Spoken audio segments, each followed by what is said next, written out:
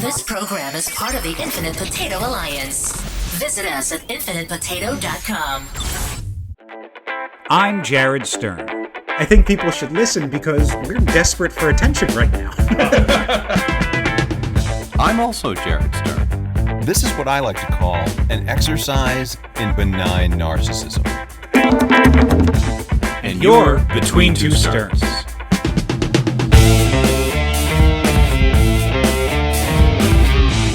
All right, welcome everyone to a very special episode of Between Two Sterns, where we're doing the Hot Ones Challenge. With us is our good friend John Irons, who has been referenced more times than Jared Stern's on the podcast. He is our most frequent non-Jared Stern guest on the show. I'm Jared-esque. If Jared was willing to give an honorary Jared Stern title, it would go to John Irons, but he's not, so it isn't. As an intro to this episode, here's a little reason why we're doing this, other than for attention and content. The most common question we have been asked on the podcast by every Jared Stern and every guest who has ever come on the podcast is, how did this thing get started? How did this thing get started? It's the question Jared loves. Love telling the story every time. Jared loves answering this question so much. I know what it's like to be married to Jared, because when that question comes up, his eyes glaze over and go, honey, you do it. You're better at telling the story than I am. But the piece of the story that we tend to leave out, or I know we leave out, is not how we met each other, but where exactly the idea of why he wanted to do the podcast with me came from. And about 4 years ago, I did something for a Twitch stream called a Hot Drop with my brother. That's right. My brother and I did the Hot Drop, and the idea was we did the Hot Ones Challenge, and every round of Call of Duty, we ate a different wing and played a match. And we live streamed it on, I believe, Instagram. And Jared tuned in and watched it. It was the first time you had ever seen... Because that was the first time I had ever really experienced you... Doing it? Doing anything like performing or whatever. He's right up here. Whoa. Up. Oh! Oh! And folks, that's where a thermal comes back to bite. Oh, Jared, it's going to be... Here, I'll type it in. And you had reached out to me. You were like, I caught that Hot Drop thing. You know, you and I should think about doing a podcast. So because of that, it seems fitting that for our 4-year anniversary. 4-year anniversary. Which, as I said, you are now my second longest relationship ever. Gunning for first. And we're idiotically going to do the Hot Ones Challenge. And we couldn't think of anyone better to come in and be our honorary Sean Evans than our good friend John Irons to come in and be a part of this experience with us. So thank you, John, for joining us. You're very welcome. I fit the bill syllabically. You do? I realize that. That's what I'm saying. So that's how I knew I was in. Always a pleasure to be on the show. It's actually my first time being on with you guys. On camera. Yes. First time being on the YouTubes. Always a joy. You know what? Less probably this time. More often than not, a joy. Yes. We'll see how this episode goes. On average, a pleasure every time. I do want to say that not only are we celebrating the 4-year anniversary of Between Two Sterns, but John is reaching a milestone himself. The 200th episode of Captain GameShow is nigh. That is true. So this is a multi-promotional episode. As you've listened to our intro and hit that skip 10-second, 15-second button, on the times that you've missed it and you've wondered what an Infinite Potato Alliance was, we are all part of the Infinite Potato Alliance. Yep. John's podcast, Captain GameShow, which is fantastic, is also a part of it as well. So, all true. John, you have been considered enough to provide us the gauntlet we're running today. Yes. What are we looking at today? It is a modified Hot Ones palette. Not the full 10 that Sean Evans would provide. We only did 6. I'm kind of a wimp when it comes to spicy. You know what? Different people have different tolerances. I have less of a tolerance for spiciness. So I figured 6 was plenty. Jared also tried to instill the bomb beyond insanity. It's on its way. If it makes it here while we're recording, we'll do it. If we don't, if it isn't, we'll make the special trip. If in fact it gets delivered. That's right. In the window where we're recording, we will stop, and make it a part of this bountiful selection you see in front of us. But for now, we've got this 6, which goes from the basic first level, Teen Titans level, all the way to the last dab. I will call out the hotness meter. There we go. On each as we go. So let's kick it off, John. Jared, how are you with spicy things? It has been a while since I've eaten spice for spice's sake, but I have eaten very spicy sushi, and I have been able to handle it in the past. I am old now, and my constitution is not quite what it once was. So we'll see how this goes. All right. I should probably tell you there's a slight chance I might pass out. Just fan me. Okay, no problem. I've done this challenge 3 times now, the full 10, including DeBomb. I've never heard anyone be like, I should be fine. I've had some pretty spicy sushi before. It was very spicy sushi. That's fair. I'm curious to see how this goes down. I cannot wait. All right. It is going down. John and I were talking before the podcast got started. There is a word for being angry and hungry, but there is no combination of hungry and scared. And I think scangry is kind of what I am right now. Scangry? Yeah, because I'm a little peckish, but I'm also a little worried about what I'm putting in there. So, yeah.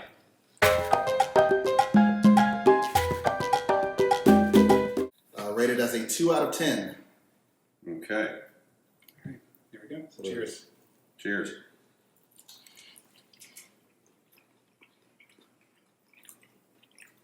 Mm-hmm. Okay. That's a classic. That's good It stuff. is in fact a classic. That's just hot sauce. I'm going to go back for some more. Yeah, that's not bad. Top of my head, we'll probably start sweating. Okay. Don't be alarmed. It's only if you see the eyes roll back. We'll be alarmed if you pass out. A little sweat. That's what I'm telling you now. I appreciate you taking the dive for the content, though. That's going to be great. Jared, as the only one of us here who has done this challenge before, is there anything we should know before we take the first bite? Oh, God. Off the top of my head, because these are poor quality napkins, don't rustle them in front of the microphone. Mm-hmm. Oh. No, but water's going to make it worse, but you're going to want to drink water. It's like a mosquito bite. Like, itching it makes it worse, but you can't stop itching it. Okay. Also, it's mind over matter. There's a lot of, mental game going on, right? You can, zen and focus and convince yourself that, you recognize that it is hot. You accept the heat, but you are in control. Come on with the heat. The moment you tip off of that mental game, just understand that it is just a complete vertical downhill slope. Once you start crashing, you will start crashing hard. I feel good about it. Okay. Yes, I mean, right now, I feel confident. Yeah. But that was only the first sauce. You know what? I'm going to finish this whole night. There you You go. should go for it. Yeah. Yeah. Bask in it while you can. All right. First real question. By the time this comes out, it will have been, as you say, 4 years since your first episode. Mm-hmm. What did you envision when you started the podcast, and in what ways had what you imagined actually happened, and what are you still working toward? That's a good question. Well, this is a good question. I think one of the common themes we've found through this whole exploration that this show has been is the one commonality that Jared and I have, well, one of many, but is a lack of follow-through throughout our lives. We have plans, God laughs. We've had a bunch of ideas for the show, and I think as we've progressed, I think the best thing and the main thing is now that we are adjacent. Yeah. I can actually record. We can record in the same room together. I think that offers a lot more freedom now than we had when we were Zooming across the country or through to the frozen tundra. Yeah. I like that we used "we" in there just now. We were frozen. No, vicariously, I'm sure. Take two to have a conversation. I've been living vicariously through It's your true. adventures throughout the entire show. Same. We've had goals. I think our first goal when we first started the show to find director Jared Stern, and that happened like that. And so we were super confident that we'd be able to achieve so much with this show. Yeah. And it is now pretty much just this. And again, thank you to anybody inside or outside of our families for checking this out. Yeah, I think to kind of echo what Jared said, the inception of this show is such a strange concept, right? And so in a lot of ways, from an entertainment aspect, it's not dissimilar to like an arranged marriage, right? Like the funnel that Jared and I were forced into was one that was unable to be replicated in any way, shape, or form, right? We both have the same name. Therefore, if that's the gimmick we're going with, there's nobody who you can really swap in and out, save the other 11 Jared. I'm about to say, we found a deep bench now. But also... But not other comedians. Not other comedians. The niche of what we were hitting was so specific that, to answer your, the point you were making, what my initial impression was all right, let's give this a try. But I think it's really important to note that if you go back and watch that first episode or listen to that first episode, that is the first real conversation Jared and I have ever had. Yeah. I mean, we had texted a little bit back and forth over the years, just little things like, hey, they're using your headshot here, it should be mine, that type of thing.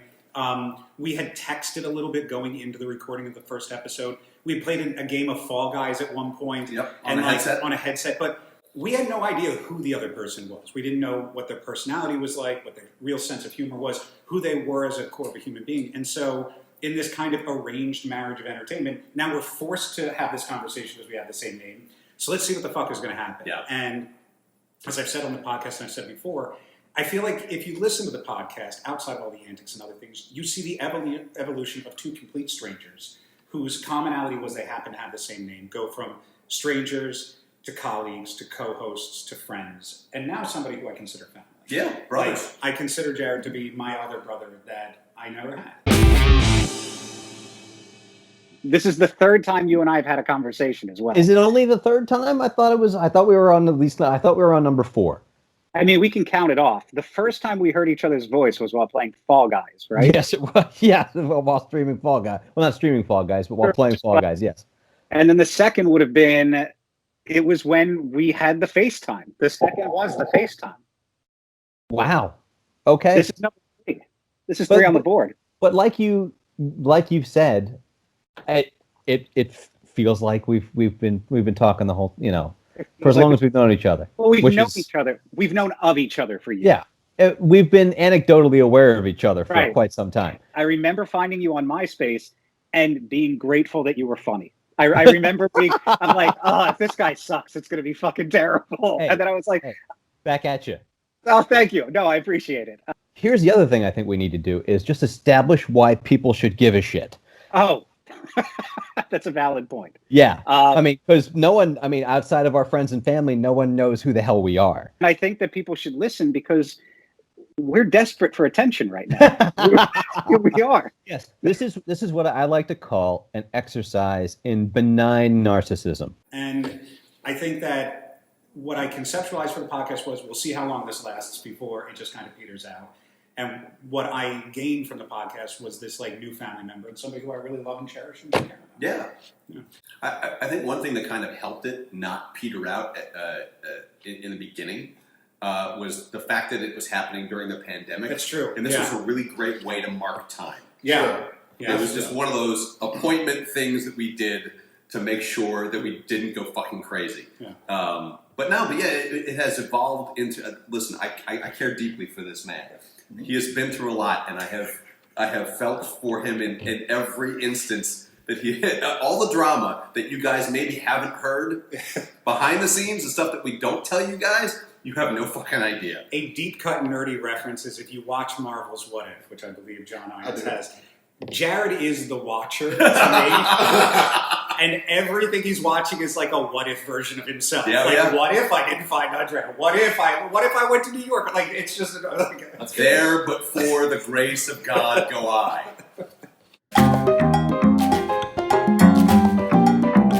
Ooh, that's good. Yeah, that's tasty. That is what's now? Ghost pepper pear. Oh, that is good. There's ghost pepper. Unless this bottle is just looking at ghost pepper. I'll tell you, man. It's like a LaCroix. You know how all those flavors are on the can, but not really in the drink. I think that maybe has something to do. This is a ghost pepper LaCroix. No. We're gonna have a little pop-up of just Individual questions. references to old episodes, and if you'd like our opinion about Look World, check out episode 47. Right, sure. It was episode 2. Episode 2? I listened, yeah. Oh, that's right. Well, you did research for this. I did. See, this is a man who prepares for an assignment, not like us. When we don't. Right, exactly. So this is another reason why we brought John in, because he brings... Right. Once every 4 years, I listen to their podcast. We'll just go to John for 2 weeks from now when we go to do the podcast. Jared's like, we should do a hot ones one. It's like, okay, this dementia's circling way too fast. Listen, I'm getting old quickly. All right, individual questions. Okay. Jared, the largest audience you ever performed for was when you opened for Train That's right. at the Erie Civic Center. Can you talk about what that was like? Well, so I was working at a comedy club called Junior's Last Laugh, which is now not there anymore. It was me and another comic who were like the opening comics, and then there was the headliner comic.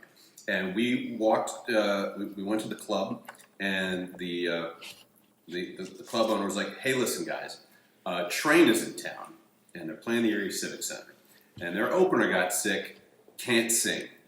They want comedians. You guys are it." So what we did was we each went up on stage and did like a quick 10-minute set, and then when the first of us was done, we got driven over to the Erie Civic Center, and we're greeted by Train's manager. "Oh, so happy you guys could do this." And we're like, "Well, how many people could it be?" It was like, and they're like, "Well, the Erie Civic Center, it's not full. It should be about 4,000 people." Which is, I've been doing comedy. This was in 2007, so I've been doing comedy for about 5 years, and easily the largest crowd I'd ever been in front of, and still to date was. But what you realize when you're on a stage that big, what I found out was that you have to make yourself seem bigger, so you don't get swallowed by the space. And so I was out there gesticulating like I was the front man for the Rolling Stones. Like I was cockwalking and I made sure that all of my movements were super huge and big, just so I could actually be seen by people. It was over before it even got started. It was like over in a blink, and it was done.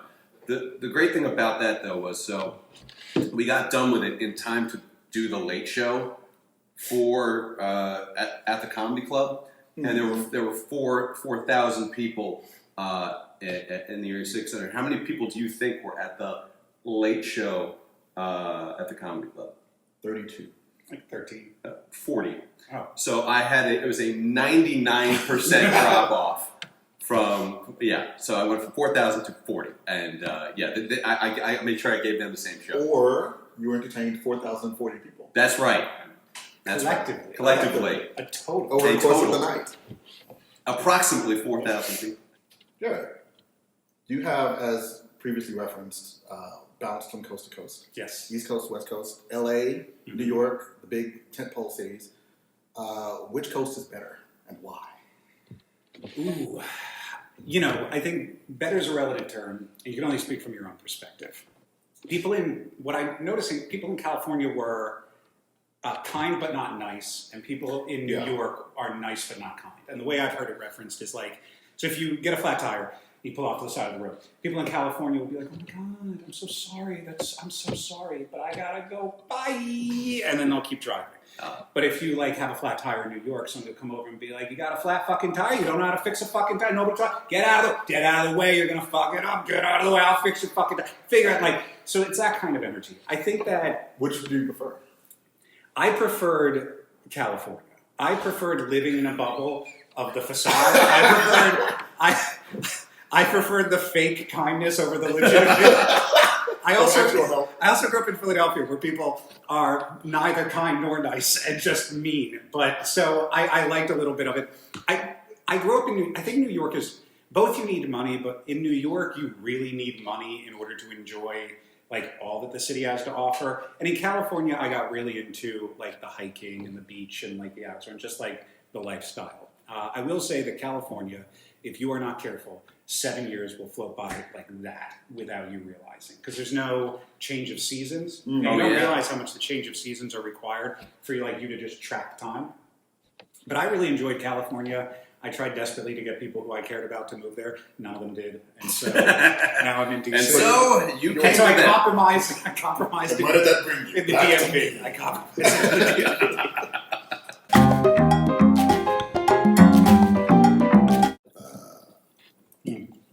That got to the lips. Ooh, that's really good too. You guys are both familiar with each other's acts on stage. Yeah. Performed together more than once. Which bit or joke does the other Jared do that is your favorite? Oh, that's a great question. That is a really good It's question. been a while since I've seen you once. I know how you are when you're performing the joke. I've told you that I love this joke of yours. Uh-huh. I just can't remember I can't specifically. remember specifically what the joke is. No, I know what it is. It's the dementia one. It's the one where With the callback? with the Yeah. callback where you talk about Yes, I saw a headline that said belly fat yes. is linked to Alzheimer's. You know what this means? Go ahead and make fun of fat people. They won't be able to hold a grudge very long. And then I tell another joke. Right. And then I come back to it. But you know what? I just saw a headline the other day that said belly fat is linked to Alzheimer's. And you can check out any number of YouTube clips to actually see that joke Yeah, that's a live good joke. in the wild.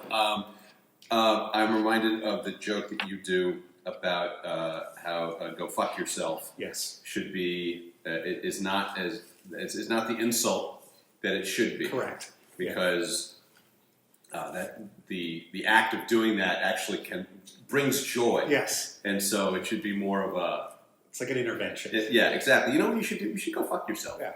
You feel a little stressed out? Yeah, go fuck yourself. Fuck yourself. Yeah. Yeah. Also a compliment to one's girth. Yeah. I used it as one of my big sets. To even be able to do such a thing. One of the things would be I would like ask people in the audience like what their profession was, and I'd be like, "Oh, you're a teacher? Oh, I'm so sorry. Well, unfortunately, you're a great teacher. We don't have the budget to give you any more money because the school budget. However, we will reserve the nurse's room for you, and once a day for as long as you'd like, you can Go fuck yourself. Go fuck yourself. What's something that's happened during a recording session that for whatever reason didn't make it on air? Either technical difficulty or you weren't recording yet. Or you were like, oh, I can't believe we didn't get that. I know one. I know one too. Did it just happen? No, this was a while ago. You can talk in very vague broad strokes about it.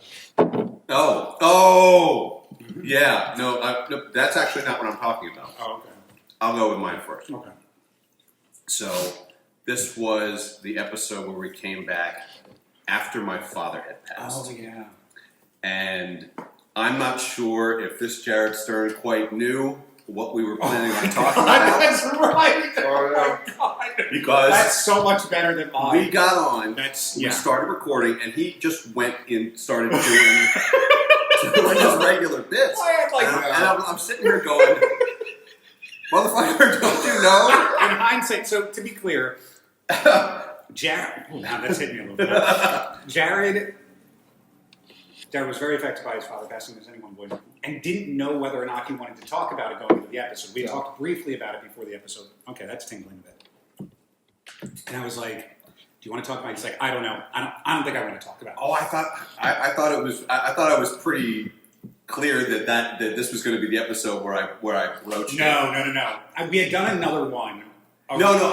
We'd done another episode while he was still sick and dealing with what he was going through. Whatever it was, I didn't know he was going to bring it up. I thought that like he wasn't sure what he was talking about. I didn't know that this was going to be the one we were going to talk about. And so I jump in normal, like, all right, and I'm talking about, I don't know, I think there was some company I didn't like. It might not you, Something like that. I had some issue with some company that I was ranting about, go back and go, Community. And I was like, there you go. A number of we are comfortably 25 minutes At into least. this episode. 30 minutes into this episode. And I'm like, you and good? And he's like, Jared's like, yeah. And I was like, so what's going on with you? I think I thought so. And Jared was like, well. And then so much you may know. Yeah. It just like goes into it. So and just things got heavy quick. I don't want to wait for my life to be over. What's up, buddy? Hey there. How you doing? It's been a minute. Before you begin, I feel like there's not like look at all this space above my head. Look at the space above your head. Let me just lower this desk down a little bit just so that we can be equally observed on the monitor. Well, there we go. Does that feel better for you? Oh, let me just stretch this out for a second. What is that I'm wearing? Well, first of all, Ooh. two things. One, there's no way this video is ever being used. So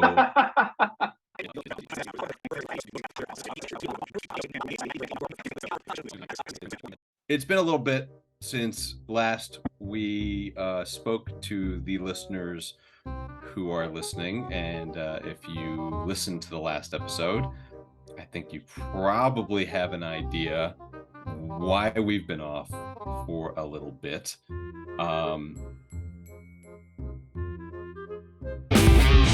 So it's like probably was somewhere around like an hour-long episode because you talked for like 30 minutes about it, which was great. It was a great episode. So Jared, and if you listen to the episode, it's only 30 minutes because Jared edited it and sent it back over to me with the full hour, and I'm listening to this thing being like, there is no segue. It's me into this conversation. Yeah.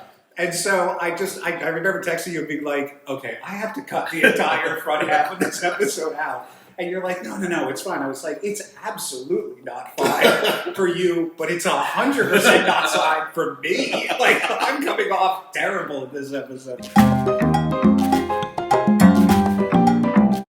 I wouldn't. This isn't like getting spicier than like a spicy chicken sandwich. Exactly. Or like some like spicy sushi or something. Right. The sushi I had spicier than all of these. Jared. Yeah. What is your favorite memory ever? No. What's your favorite memory from when you were working at Sesame Place? Ooh. I have this image in my head of you like dressed as Elmo doing backflips, taking pictures with the kids. Is it like that at all? So, not backflips. I have a couple of great memories from Sesame Place. Back when we were young and it was pretty unregulated. Like there were like, you know, we did some stuff. Like when I say that, like there weren't iPhones everywhere, and so yeah, that's got a little. Yeah, it's got a lot of heat on the back end. It's palate cleanse a little bit. Yeah, it's a good one. And so in the lips too. Yeah. I did like handstands during parades as like Cookie Monster and like walked on my hands a little bit. I one time did a handstand as Count and started falling forward and went to push backwards, but the cape like clips over you, and so the cape slowly pried my shoulder out of its socket. Oh God! So then my shoulder's like dangling here. Did you scream in pain? No, I'm big over here, and so like I'm waving to everybody. Someone call 911!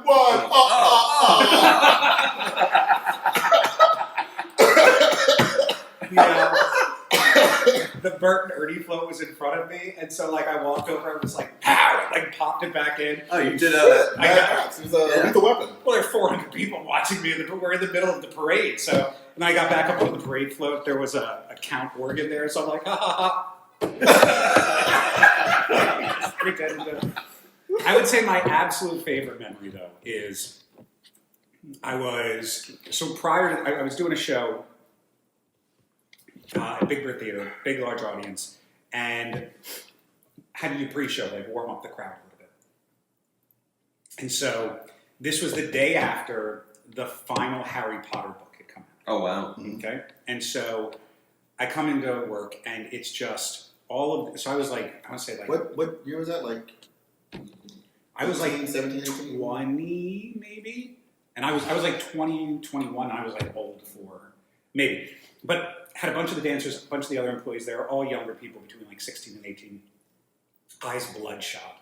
Clearly because they were up all night. Because they were up all night reading this book. Those were the days. And I was like, what? I was like, people are obsessed with this fucking book. And like, obviously it's been around for a while, but I was like, people are really obsessed with this book. So I get up on stage and I talk to my buddy Matt. Shout out to Matt Bisham. Buddy Matt, who's the tech. And so the way everything worked is you had a technician with a mouse that was hitting play every time one of the characters was supposed to talk. And then when you're inside the character, you squeeze this mechanism so that the mouth opens. Oh, cool. But Matt was in charge of, like the tech was in charge of all sound connected. So I walk out, I was playing a character named Jamie. Walk out, headset on, I was like, here's the thing. This is what I want to do. I want you to cut the mic at this point. All right? And he's like, oh, this will be hilarious. So I get up there, I go, hey, everybody, how you doing today? And he's like, yeah. He's like, I can't hear you. How's everybody doing today? Yeah. I go, oh, I'm doing, I'm so tired. You know why I was tired? Everybody say, why? Why? 400 people. I go, because I was up all night reading the final Harry Potter book. And so, like, all of the parents start laughing because I was like, yeah. Here's how it ends. So I start to go, and the joke was, as I was supposed to do it, he was going to cut the mic out. I was going to be like, oh, I'm so sorry, the mic cut out. I'll tell you guys later, that type of thing. But I didn't need to. Because I don't know if you've ever experienced 400 adults and children all screaming at you to stop at the same time. But that is an experience I have had personally, because you couldn't hear a thing over that. And I was like, okay, never mind. Why don't we just bring Big Bird out? And meanwhile, Big Bird's like, this fucking. So, Jared. Yes. No, I'm kidding. Oh. No, it's you. When you were a DJ Yes. at DC 101, Mm-hmm. you actually broke an official trophy. I did. For the National Hockey League. I did. Why? I didn't mean to. It was an accident. I broke the Vezina trophy, which is a trophy that's awarded to the best goalie every season. So the caretaker of the Stanley Cup brought the Stanley Cup in to show it off because it was near the end of the NHL season. And he brought it into the studio, and he also brought the Vezina. Now, both of these trophies are very, very old. Mm-hmm. Like, the Stanley Cup's been around for a while. They just keep putting rings on it as the years go by, and they remove plates and stuff. The Vezina is not quite as it's not quite as grandiose as the Stanley Cup. Stanley Cup's huge. Stanley Cup's like the size of you or me. Yeah. But the Vezina is more like it's almost like a tiered wedding cake. It's got like a base, and then it's got like wooden little columns holding up the next portion, and then it's got another top portion with it's like a trophy you would get at like the trophy shop. Exactly. But it's from like 1902. I don't know when the hell they started giving out the Vezina. Anyway, so it was sitting on a console next to me, and I went to pick it up, and I picked it up with one of the wooden columns, and I heard a snap. I heard a crack, and I was like, okay, we're just going to put that back down and hope no one noticed. And thankfully no one did, but I definitely heard something within the Vezina trophy break. I'm hoping the statute of limitations has run out. This was about 25 years ago. So that's me breaking the Vezina trophy.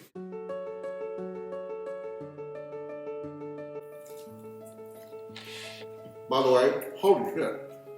Fuck me running. Oh my god. Oh, good lord. Oh my god. Oh, good lord. This is not right. Mm-hmm. This is 11 out of 10. Oh my god. This is 11 out of 10, by the way. Wow.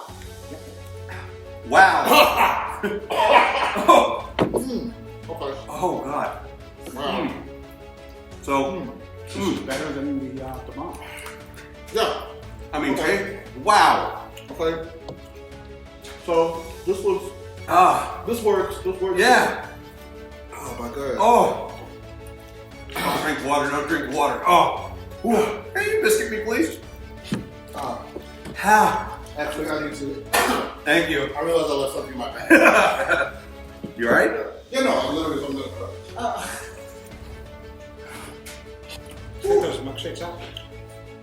Oh, good lord. This is just. Holy shit. Holy shit. Holy shit. Okay. Oh, thank you. Tongue twisters. Thank you. Oh, man. Number one. Whew. A pessimistic pest exists amidst us. Oh, that only helped briefly. A pessimistic pest. What is it? A pessimistic pest exists amidst us. Wow, Jesus Christ. That is. The ice cream helps. The ice cream helps. But only briefly. Switch it around. Too late. A pessimistic pest exists amongst us. Amidst us. Number 2. Okay. Whew. Which? Oh, go ahead. Yeah. Which switch the Swiss wristwatches? Oh my God. Nope, didn't count. Go again. Which switched the Swiss wristwatches? Which switched the Swiss wristwatches? Holy shit. Number 3. Number 3. Number 3. Did John join those dual Jareds during jury judging or dodging druids? Did John? Jury jogging. A reference to your running. A reference to You got it. D&D. You got it. Did John join those dual Jareds during jury jogging or dodging druids? Did John join those dual Jareds during jury jogging or dodging druids? I want to remind everyone how that makes it worse. It's like the milkshake helps But only a little bit. for like a second. Yeah. Just the moment that it's on your tongue. As soon as you swallow it. I don't think anything helps. Nothing helps. It's all bad. Yeah, no, it's all bad. It's all. My tongue is now just essentially hot gravel. That's what it feels like. Hot gravel. Every taste bud. It literally feels like it's on fire. Yeah. It's like I bit a match. It's like I swallowed a lighter. Okay, so what question you got now, huh? There's a reason why you rev up into these things. Yeah, this was and not not jump from 5 to 11. Well, the bomb was supposed to be an 8. I'm the sure. bomb is not an 8. That's what it says. That's what it says on Heatonist. Not Heatonist. That's a whole other thing. Don't go there. Okay. Oh. All right. So the last thing. I just drank all the milkshakes. Oh, I didn't know you guys were. I don't feel like we need to take another bite of the last after this. Okay. As we close out this very special, very painful episode of Yes. Two Stories, I want to end with New Year's resolutions, but with a twist. This idea was actually inspired by a good friend and founder of Podcast Network, Sean Ray. Okay. You two know each other very well at this point. As you said, you are family. I would like to exploit your knowledge of each other, and I want you to make New Year's resolutions for the other person. Nothing obvious, like I want to get in shape or I want to grow the audience. Something that the other person wouldn't think of for themselves, but you see it for.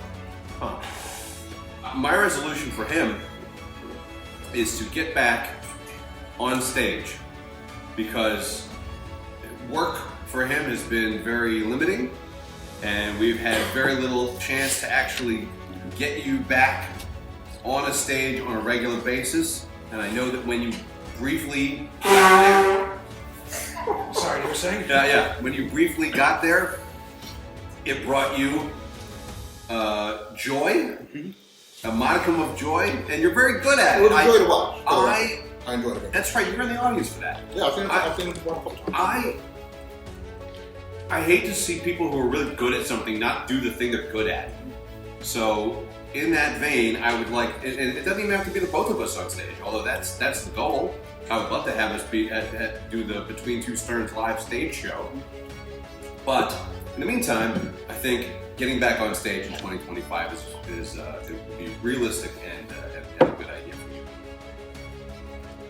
I'm sorry. What was that? This is going to the hot. Could you just bullet point it really quickly? Back on stage. Back on stage. I'm Gotcha. going to get you back on stage. Are you really affected that badly? Wow. The love dab was the only one that hurt. By the way, painting your tongue. Yeah. The rest of them were spicy, but still like that was the last dab hurt. Yeah, Actually, that hurt.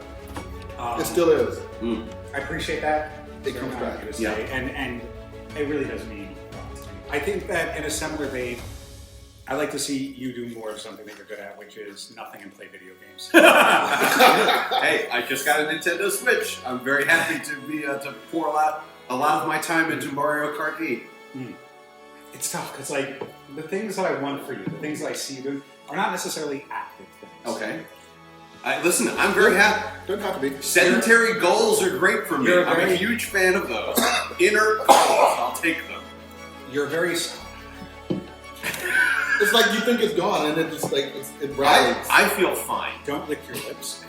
Just that's a mistake I just made. I mean, go fuck yourself in a traditional way. With this last app. I'm really hoping that in this year there's like a way where you can find some peace within yourself. Yeah. I think that the past couple of years, a lot of like external forces have been affecting you in a highly like emotional way. And not to say that I haven't had.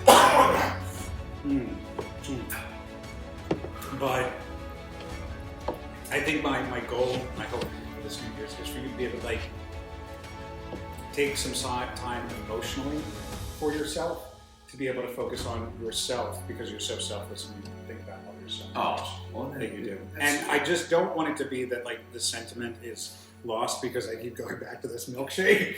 And we're not sponsored by McDonald's. No, it was no. just the closest. No. But my goal for Nor you, Popeyes, for the record. yeah.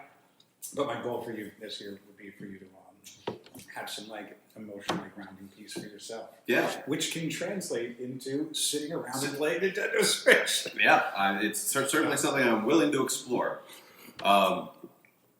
John, as kind of like an outside observer of the podcast as a whole, and now being a part of this experience, and thank you, by the way, for putting yourself through this for us, because I know spice is not generally your thing. You have a mild monsoon happening on the top of your head. Is it? It's a little drippy. Flash dance. It's a little drippy. But do you have any final thoughts about the show as a whole, the experience, and also we're going to give you a chance to pitch, plug, and promote because you have a very special episode of Captain GameShow coming up, episode 200. I've been very happy to be a part of a small fraction of those episodes. It's always a good time. You always put a lot into it. Thank you. So what's your question? Like just... There's a lot of. Are you guys okay? No. Well, I mean, are you? I'm able to concentrate. Well, you've had very spicy sushi before, so. All right, so your question was like just general thoughts about the show. Yeah, you've been a part of the show and to varying degrees throughout the life of the show. You were there at the very beginning with the Muppets thing, That's right. And you're here now, and you've been in between. Plus, you've had both of us on your show. Well, you know what? in the I will. In my head, I don't think I've ever said this to you, but I consider myself one of the reasons that you started the podcast.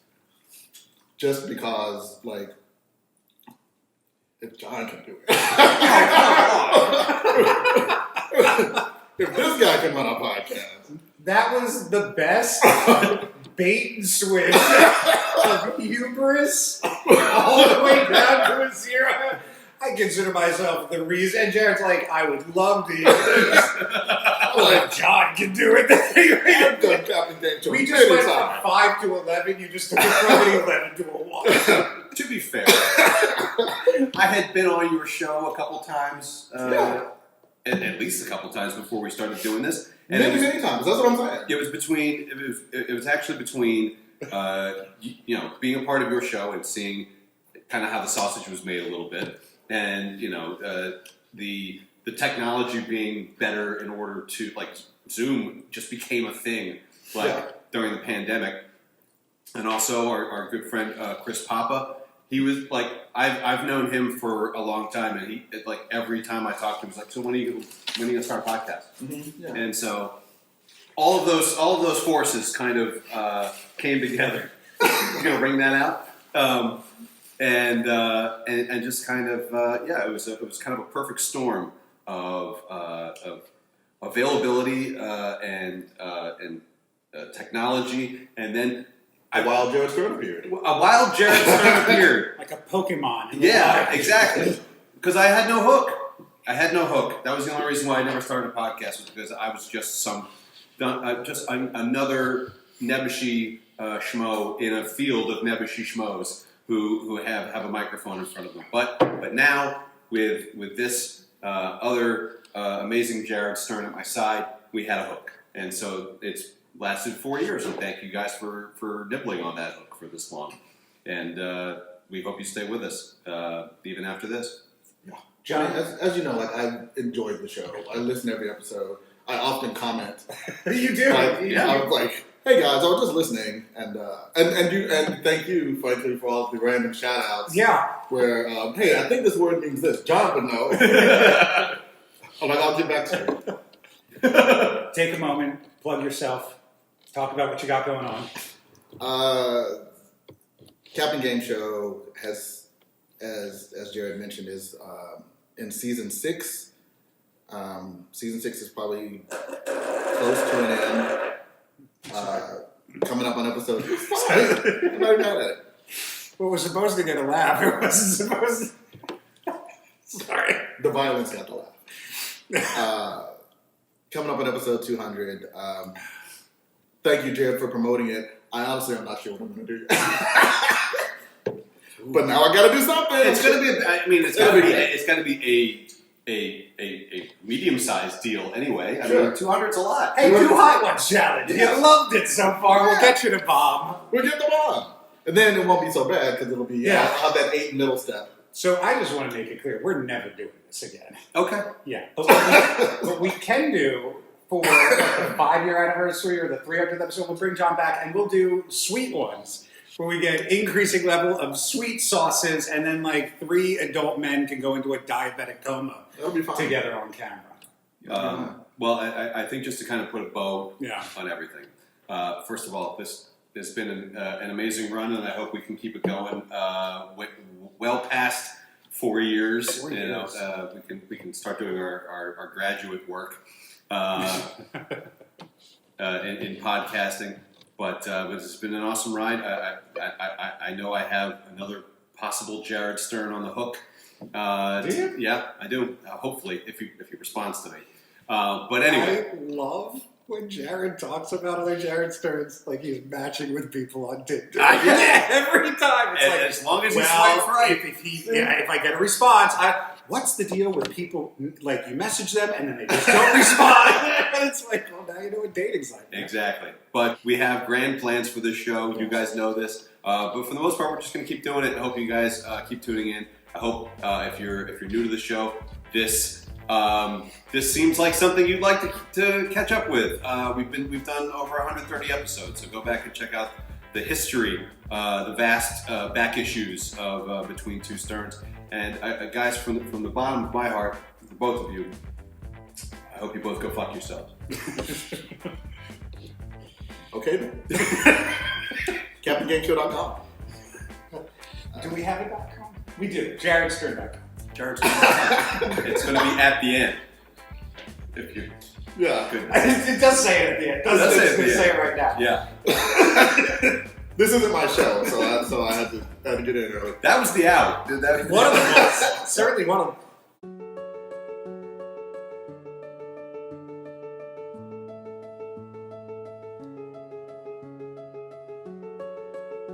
You better get some viewers out of this. See you on the other side. Wait. Here we go, people.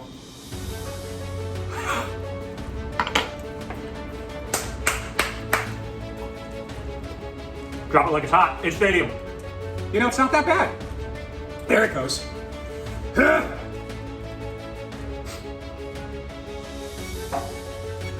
got straight in the middle. Avoid the helicopter at all costs. I don't want to get another bite. Oh my god. It really sneaks up on you. Wow. My entire face is radiating. I don't think. There it is.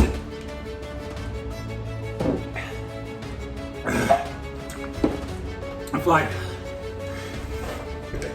Wait.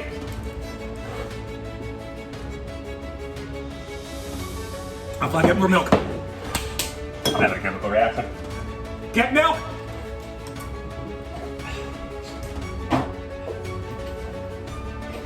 Right here.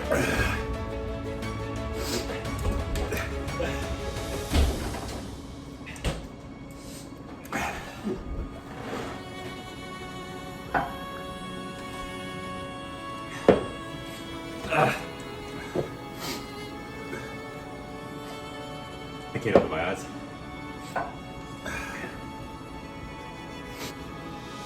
I can't see anything. My eyes are shut. Yes!